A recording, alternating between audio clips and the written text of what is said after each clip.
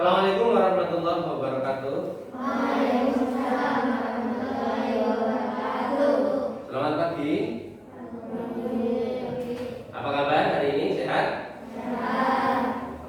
Alhamdulillah kita hari ini bisa bertemu lagi untuk kita belajar bersama. Tapi sebelumnya Pak Guru absen dulu ya. Alina Nur Aisyah, Bainatul Asaro, Diana Mahera, Farhan Dapat Saputra, Faizal Rizki, Ifki Khuludul Khairiyah, Muhammad Alfian Al-Ihsan, Muhammad Alfian Al-Ihsan, Mufti Abdul Aziz, Rasidul Ridho, Robert Haikal Fajri, Robi Tatno, Sayyidatul Husna, Cinta ada? Tidak? Berarti ada semua. Baik, hari ini kita akan belajar tentang Asmaul Husna. Asmaul Husna ada berapa total? 99. Dari 99 itu nanti kita hari ini belajar dua. Yang pertama Al-Qayyum, yang kedua Al-Qawi. Paham ya? Oke. Tapi semangat hari ini sudah sarapan? Sudah. Jangan lupa sarapan biar kuat menghadapi kenyataan. Oke, buka untuk materinya Akidah Akhlak halaman 20 di buku kalian masing-masing. Halaman 30. Halaman 30. Ayo siapkan untuk agama Akidah halaman 30. Asmaul Husna, Al-Qawi dan Al-Qayyum. Bagaimana sudah? Sudah ketemu?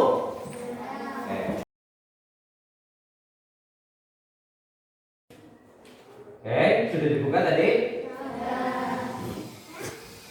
Bisa kalian lihat di buku kalian masing-masing. Asmaul Husna. Sebelum kita masuk ke pembahasan tentang Al-Qawi dan Al-Qayyum, di situ ada poin yang pertama, pengertian Asmaul Husna. Apa sih Asmaul Husna? Ya, Asmaul Husna itu artinya nama-nama Allah yang baik. Tadi sudah Pak Guru tanya, sudah kamu jawab. Berapa total semua Asmaul Husna? 90. Dari 99 itu karena bentuknya banyak jadi pakai lafal asmaun, beberapa nama. Di dalam Al-Qur'an ayat 8 surat At-Toha dijelaskan Allahu la ilaha illa huwalahul asmaul husna. Dialah Allah, tidak ada Tuhan selain Dia yang mempunyai nama-nama yang baik. Jadi Asmaul Husna itu bukan ulama yang mengatakan Allah itu punya nama yang disebut Asmaul Husna 99. Ini memang ada di dalam Al-Qur'an. Kan kita tahu dasar Islam itu ada dua. Yang pertama Al-Qur'an, yang kedua hadis Nabi. Jadi dua ini, kalau di Al-Qur'an ada, di dalam hadis ada, ini artinya sudah mutlak harus kita ikuti, harus kita yakini. Oke. Yang pertama, kita masuk ke dalam materi Al-Qayyum. Poin 2. Sudah ketemu? Oke. Al-Qayyum secara bahasa arti Al-Qawi dulu Al-Qawi. Al-Qawi artinya Maha memberi kekuatan. Di situ dibuat sebuah ilustrasi di buku kalian bahwa apa yang kita kerjakan itu karena kita punya kekuatan. Kamu berangkat ke sekolah, tadi berangkat ke madrasah, ada yang jalan kaki? Yang rumahnya dekat jalan kaki apa naik sepeda? jalan kaki. Yang jauh naik sepeda. Kamu jalan, kamu naik sepeda butuh tenaga tidak? Betul. Berarti kamu punya kekuatan kan? Kalau kamu sakit bisa naik sepeda. Karena apa? Karena ketika sakit kekuatan kita itu dikurangi. Bukti nyatanya itu. Jadi ketika kita melakukan sesuatu dengan sebuah kekuatan yang kita punya, itu bentuk nyata Allah itu punya sifat Al-Qawi, Maha memberi kekuatan. Jadi semua kekuatan itu berasal dari Allah.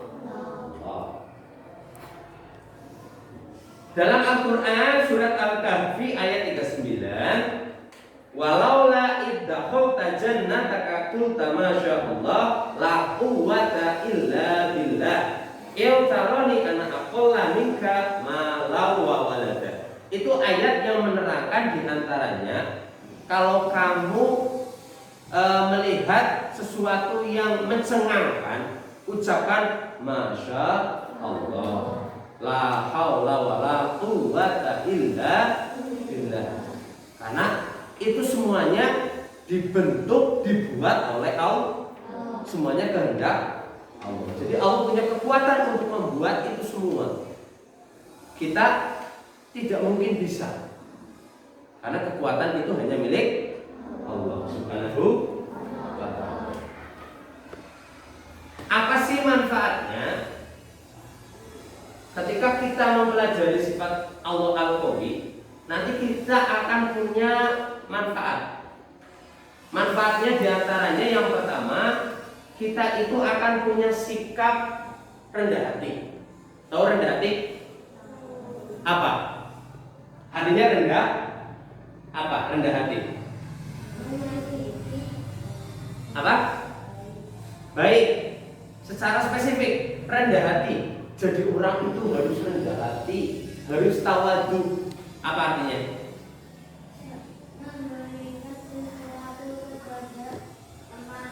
Memberikan sesuatu. Kalau memberikan sesuatu itu dermawan. Tawadu atau rendah hati, pengertiannya itu kita itu tidak takabur, tidak sombong. Itu namanya rendah. Contoh, ketika ridho dapat peringkat 1, ketika dipuji teman, itu tidak terus, oh iya siapa dulu, ridho. Ini kan artinya sombong ya. Jadi kalau rendah hati, dipuji itu tidak terus terblok. Ya enggak?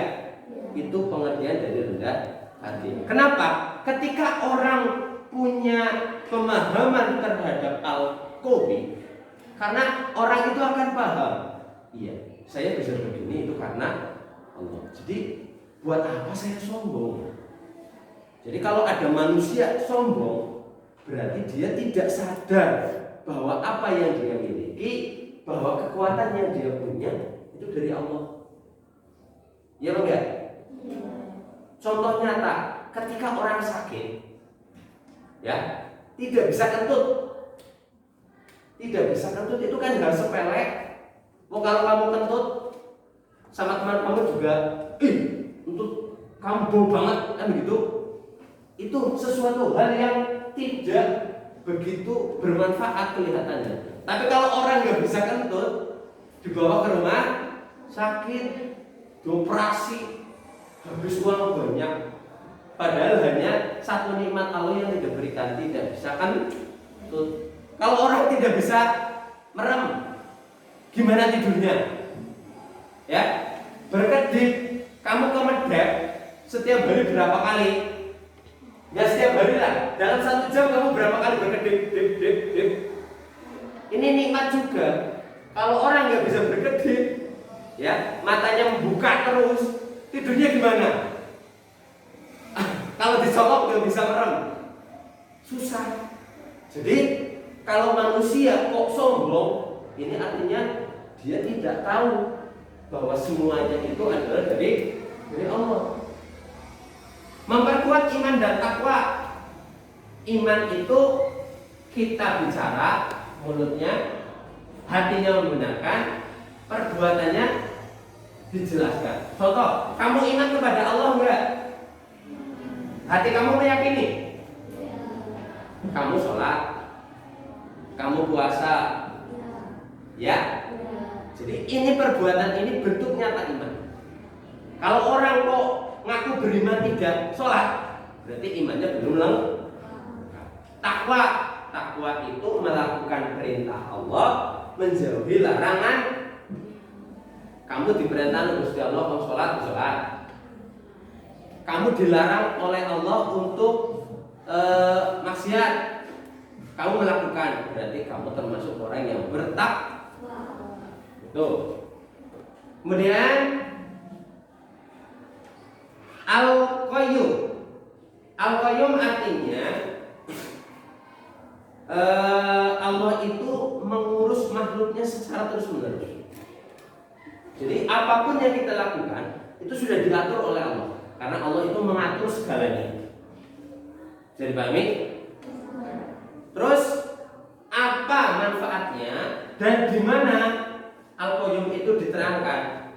Yang sering kamu dengar adalah Al-Quran surat Al-Baqarah ayat 255, atau lebih sering kamu kenal dengan ayat kursi. Coba kamu ucapkan ayat kursi. Awal ayat pertamanya. 1, 2, 3. Allahu la ilaha illa huwal.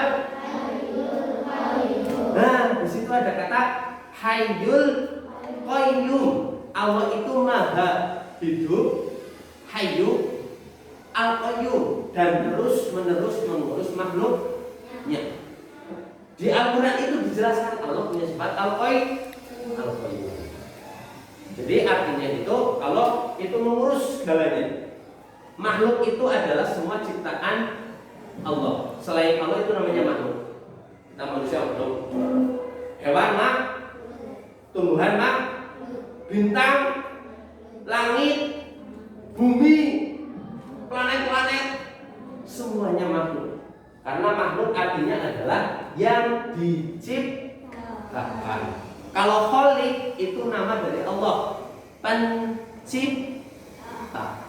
Kan gitu. Terus kemudian tadi manfaat Al-Qawi, diantaranya tidak sombong, tetap rendah hati, imannya tambah kuat, takwanya. Sekarang manfaat dari Al-Qayyum itu apa? Yang pertama, kita punya sikap tawakal. Tawakal itu berserah kepada Allah. Contoh ketika kamu perjalanan naik motor ya, kamu berdoanya gimana? Bismillahirrahmanirrahim, tawakkaltu 'alallahi wala haula wala quwwata. Jadi kamu itu pasrah.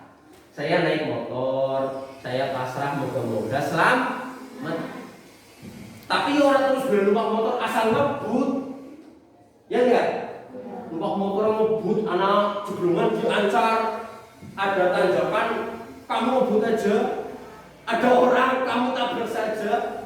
Itu namanya tidak melakukan sesuatu dengan benar. Jadi pasrah itu usaha dulu, ya. Jalan motor yang betul, naik motornya yang benar. Penggokan menggok, mau belok kamu sen, ya enggak? Belok kiri sen kiri, jangan belok kiri sen kanan, nanti belakang bingung jeder, ya enggak? Jadi yang pertama kita berpasrah kepada Allah, akan tumbuh rasa itu. Kemudian hati kita akan tentram. Kalau kita menghayati sifat Allah yang Al-Qayyum, karena kita tahu Allah itu mengatur hidup kita, hati kita akan tentram. Kalau hatinya tentram, maka fisiknya juga tentram. Kan kamu banyak melihat ada orang sibuk sekali, tapi nggak pernah sakit. Kenapa? Karena dia semangat. Ada orang yang gampang sakit, padahal tidak punya kesibukan, karena mungkin di dalam hatinya itu tidak tentram. Jadi rumus sehat itu ada dua, fisiknya sehat, batinnya sehat. Kalau batin sehat, fisik ikut sehat. Makanya di suasana kita sekarang kita belajar pakai masker itu supaya kita jaga imun, jaga daya tahan tubuh supaya kita tidak gampang sakit. Nah, supaya tidak sakit fisiknya, hati kita juga harus sehat. Tidak usah ikut merasa bingung, merasa aduh COVID, corona, nggak usah. Kamu usaha saja, patuhi pemerintah, patuhi aturan. Insya Allah kita akan semuanya sehat. Untuk materi Al-Qawi dan Al-Qayyum ada pertanyaan? Coba. Oh ya, Nabil silakan. Pekerjaan saya sehari-hari sholat. Apa isi sholat di antara? Ya, pertanyaan bagus ya. Oke. Kalian pahami semuanya dengan kamu.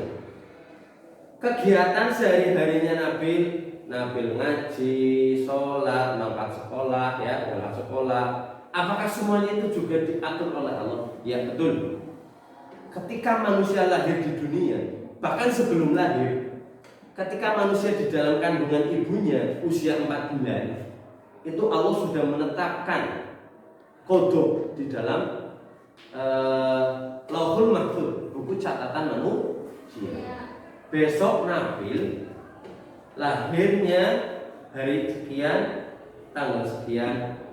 Nanti kegiatan sehari-harinya ini. Nanti sekolahnya di MI Al-Falah. Nanti besar dia mau mondok di mana, menikah sama siapa, semuanya sudah diatur. Nah, ketika ketentuan yang sudah ditulis itu dilakukan oleh Nabil ketika lahir, betul lahirnya di hari Rabu misalkan, maka itu sudah menjadi takdir. Kan ada kodok, ada kodar. Kodok itu ketentuan Allah sejak manusia belum lahir. Nah, ketika sudah terlaksana, maka menjadi kodar, menjadi takdir. Jadi betul pertanyaan Nabil. Semuanya itu sudah diatur oleh Allah. Bahkan Nabil bertanya seperti ini ke Pak Guru itu juga sudah diatur. Paham ya? Terus ada pertanyaan lagi? Ayo dari anak perempuan. Diana.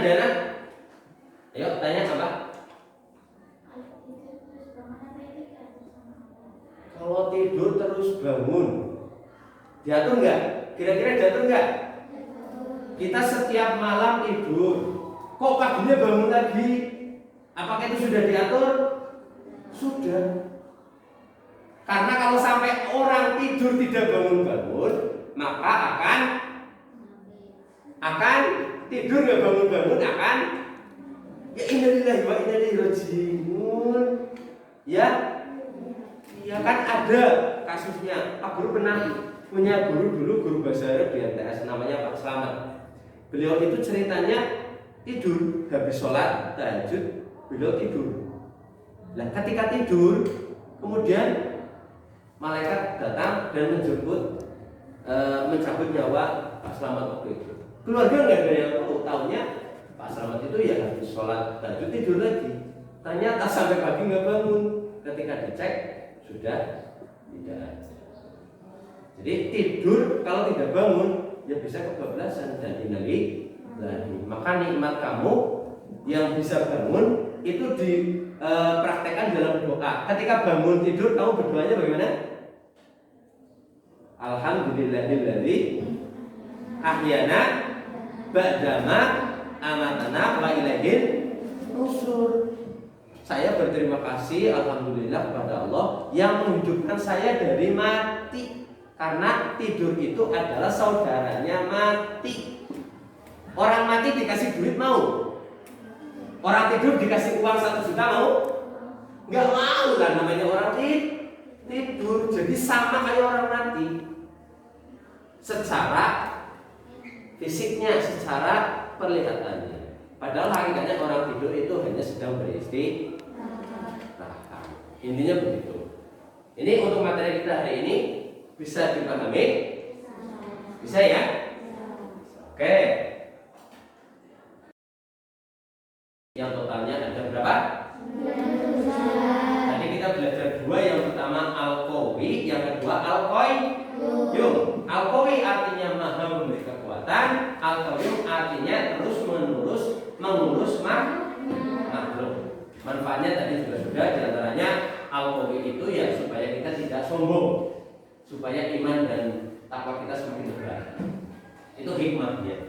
Kalau al-qayyum hikmahnya diantaranya ya supaya kita tambah pasrah kepada Gusti Allah, tambah berserah kepada Allah. Kemudian ada lagi manfaatnya supaya hidup kita itu tenang, tentram, tidak susah. Karena apa?